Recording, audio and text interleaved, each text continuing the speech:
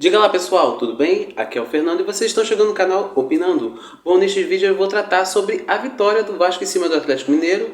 A vitória que aconteceu no Maracanã na manhã deste domingo. Vasco 1, Atlético Mineiro 0. E eu vou tratar desse jogo, detalhar como é que foi essa grande vitória do Vasco que vê mais ainda a luz no fim do túnel para sair da zona de rebaixamento. Bom, para começar pela escalação do Vasco, o Ramon Dias, que neste jogo não estava na beira do gramado, ali na área, só na área técnica, que estava o Emiliano Dias, seu filho, e também componente da sua comissão técnica. O Vasco teve algumas baixas na questão de suspensão, como o Orediano estava suspenso, e ele buscou a solução que foi o Serginho, no lugar do Orediano, e a escalação do Vasco se desenhou da seguinte maneira: Léo Jardim no gol. Eu tinha até comentado no jogo contra o Grêmio que o Vasco estava jogando uma linha de 3, mas o Bambu está realmente fazendo uma espécie de lateral direito, né? Está compondo bem aquele lado direito ali, com o Medel na zaga, junto com o Léo, e no lado esquerdo o Lucas Piton. Em alguns momentos o Vasco, quando vai atacar, ataca com a saída de 3, com o Zé Gabriel caindo mais para a linha de zaga e liberando mais os laterais, principalmente o Lucas Piton, com o seu bom apoio. É um lateral que apoia muito bem, né? Na composição do restante do time, o Zé Gabriel como o jogador que fica à frente da zaga do Vasco, né? E aí vem o meio campo do Vasco, composto por Paulinho e Praxedes. Assim como foi no jogo contra o Bragantino e contra o Grêmio, o Paulinho tem caído mais pela direita e o Praxedes caindo mais pela esquerda, né? Na sequência do time, da escalação do Vasco, o Serginho, como está no lugar do Orediano, cai mais pelo lado direito no ataque, o Peck tem jogado mais pelo lado esquerdo e o Verratti mais centralizado. Então essa foi a escalação do Vasco inicial.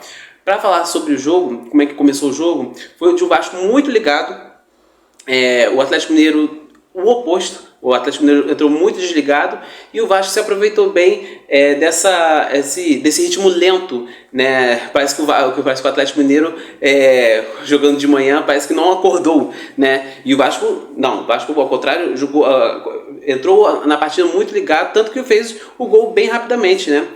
O Vasco fez o gol aos 4 minutos, aí caindo pela esquerda ali com o Lucas Piton fez o cruzamento para a área, o Verratti cabeceou, se antecipando, né, ganhando ali na marcação do Maurício Lemos, né, o zagueiro do Atlético Mineiro.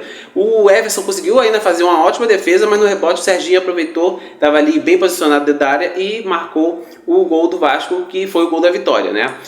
Mas para falar do restante do jogo, da história do jogo, né, teve várias nuances nessa partida. O Vasco quase fez 2-0 em cima do Atlético Mineiro, se aproveitando esse modo desligado que o Atlético Mineiro estava, principalmente atacando pelo lado esquerdo, de onde foi a jogada em que quase saiu o segundo gol do Vasco, né? Em outro cruzamento do Lucas Piton, o Saravia, que era do setor ali, é o lateral direito do Atlético Mineiro, estava sofrendo muito por aquele lado. O Lucas Piton fez outro cruzamento na área e o Verratti cabeceou e a bola bateu no travessão do Everson, quase marcando o segundo gol do Vasco. Com o passar do tempo, o Atlético foi começando a se encontrar um pouco mais no jogo, né? O Vasco baixou um pouco mais suas linhas, né? E foi se aproveitando dos espaços que o Atlético Mineiro ia dar, já que o Atlético Mineiro teria que sair mais para o jogo para poder buscar um empate, né? Aos poucos o Atlético foi entrando no jogo e principalmente atacando muito pelo lado esquerdo ali, onde o Igor Gomes estava atuando até muito bem, né? O Igor Gomes estava atuando muito bem, até roubando algumas bolas para aquele setor e dificultando o lado direito na defesa do Vasco, onde estava o Robson Bambu, né? Então estava caindo muito ali o Igor Gomes junto com o Arana, e o Atlético Mineiro ele quase conseguiu o seu gol de empate numa dessas jogadas do Igor Gomes com o Arana. O Igor Gomes passou, viu o Arana passando, tocou para o lateral esquerdo, que avançou, cruzou para a área, só que o Hulk não conseguiu cabecear bem, cabeceou para o lado de fora, passando pelo lado esquerdo assim, do gol do Léo Jardim, né?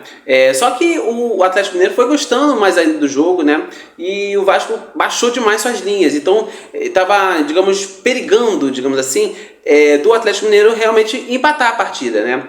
E como o Robson Bambu estava sofrendo muito para aquele lado, o que o Emiliano fez? Ele trocou o lado do Peck com o Serginho, já que o Peck tem um poder de marcação, tem mais gás do que o Serginho. Então o Peck foi para o lado direito, dando mais auxílio na marcação para o Bambu, e o Serginho caiu mais pelo lado onde estava o Piton, né? Com isso o Vasco realmente deu uma aliviada para aquele lado. O Atlético Mineiro não assustou mais tanto para aquele lado ali, para aquele setor, né? E o Vasco conseguiu, assim, digamos, dar um certo suspiro, dar um respiro ali naquela região, terminando assim o primeiro tempo 1-0, né?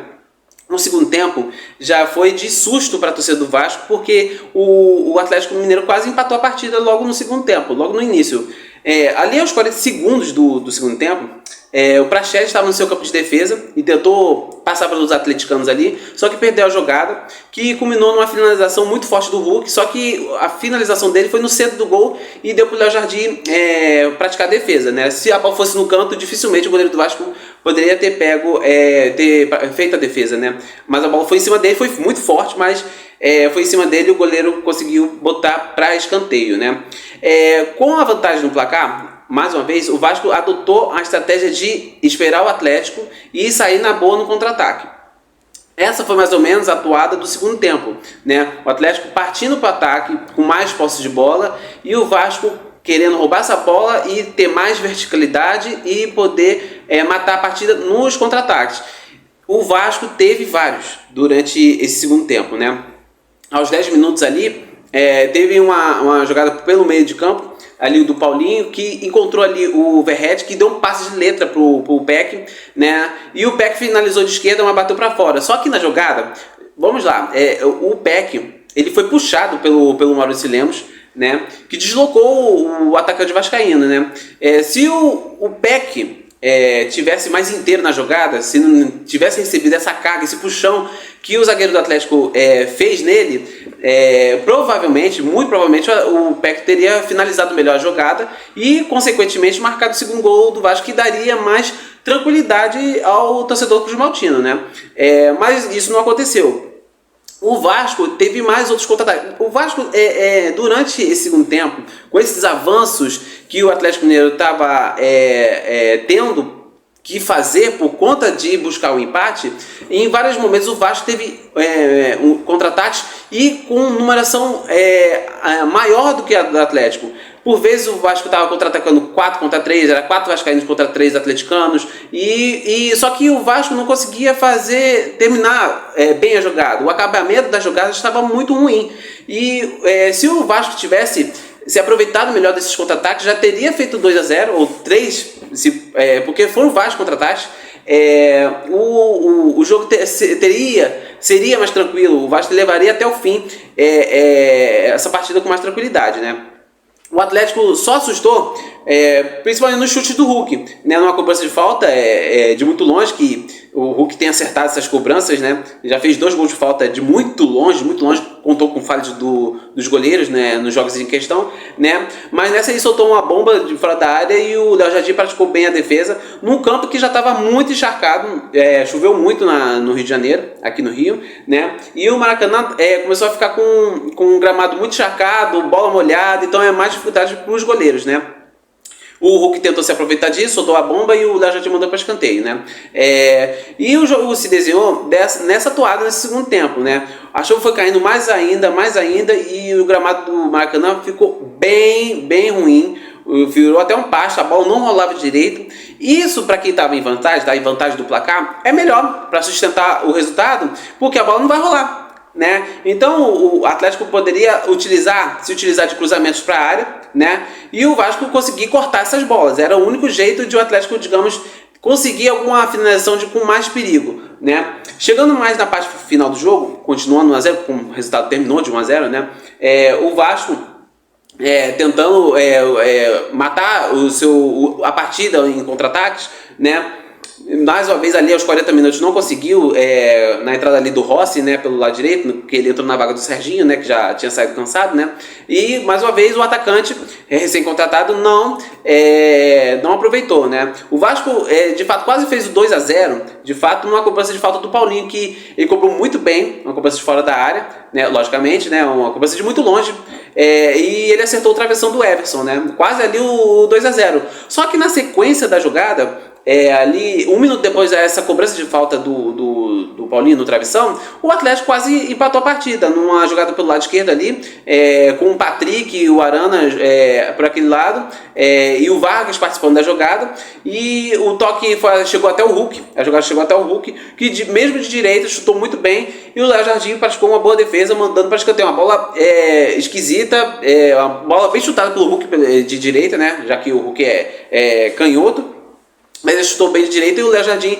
praticou uma boa defesa, mandando para escanteio. E na sequência, na batida de escanteio, teve a cabeçada do jogador atleticano, que o Léo Jardim conseguiu defender a cabeçada com segurança. E o jogo se desenhou até o final dessa maneira, né? O Vasco fechou com 1 a 0. Vitória merecida, o Vasco poderia ter ganho mais se tivesse acabado melhor os seus contra-ataques, né? E além disso, o gol perdido após o primeiro gol do Vasco ali, aos 12 minutos com o Verratti. Então o Vasco poderia ter feito um 2 a 0, né? E sustentado com mais tranquilidade a vitória, né? Passou esse mini sufoco, né? Poderia até ter sido pior se o gramado do Maracanã tivesse em boas condições. Choveu muito e a drenagem do Maracanã não sustentou, e o gramado ficou muito encharcado e a bola não rolava mais, né? Então isso até facilitou para que o Vasco sustentasse o seu resultado, e com isso o Vasco ganhou de 1 a 0 com o gol do Serginho. Isso foi um resultado muito importante para o Vasco, para essa luta para sair dessa zona de rebaixamento, né? Agora o Vasco se encontra com 16 pontos no campeonato, com os jogamentos, vale lembrar, porque o Vasco tem uma partida ainda por fazer contra o América Mineiro, ainda é a partida do primeiro turno, que é um confronto direto, diga-se de passagem, é um jogo que vai acontecer em Minas Gerais, né? Ainda data ainda por marcar, e o Vasco tem melhorado seu rendimento. O time está muito mais competitivo, muito mais organizado. Lógico que tem ainda algumas questões, logicamente, para avaliar, né? Hoje, por exemplo, nessa questão do Robson Bambu, na questão da lateral direita, o Ramon Dias tem insistido com o zagueiro na lateral, porque ele está vendo que os laterais direitos que estão disponíveis para o Vasco, tanto o Puma como o Paulo Henrique, não agradou ao treinador, tanto que o Puma nem foi relacionado, ficou fora da relação para essa partida. Então o Vasco se encontra mais competitivo, logicamente pelas mãos do Ramon Dias ali, que tem muito dedo dele, né? Nas opções que ele tem tido. Por exemplo, o Serginho foi a escolha dele no lugar do Orediano, e o Serginho fez o gol da vitória. Então tem muito do Ramon Dias nessa partida. Uma partida que foi uma vitória merecida, o Vasco ganhou de 1 a 0, e agora o Vasco busca mais ainda, buscar mais pontos para poder sair dessa zona do rebaixamento, né? O próximo jogo do Vasco agora é contra o Palmeiras, um jogo difícil, mas talvez o Palmeiras jogue com um time um pouco mais modificado do que seu titular, porque o Palmeiras está com a cabeça também pensada na Libertadores. A esperar para a próxima semana, né? O jogo vai acontecer no Allianz Parque, domingo às 6h30. E o Vasco também vai ter que torcer para os seus adversários diretos tropeçarem, né? O Bahia vai enfrentar o Bragantino, vai receber o Bragantino na Arena Fonte Nova, e o Santos vai receber o Grêmio na Vila Belmiro, né? E o Vasco vai torcer para esses adversários diretos tropeçarem na competição, para que o Vasco tenha mais esperança ainda de ter mais chances de sair da zona de rebaixamento o mais rápido possível. Bom, essa foi a minha análise de Vasco 1, Atlético Mineiro 0. E o que vocês acharam da partida? Bom, deixe nos comentários. Deixe seu like, comenta, compartilha, se inscreva no canal Opinando e ative o sininho para que vocês possam receber notificações de vídeos novos que vão aparecer aqui no canal, tá ok? Gente, mais uma vez, muito obrigado, um beijo e tchau!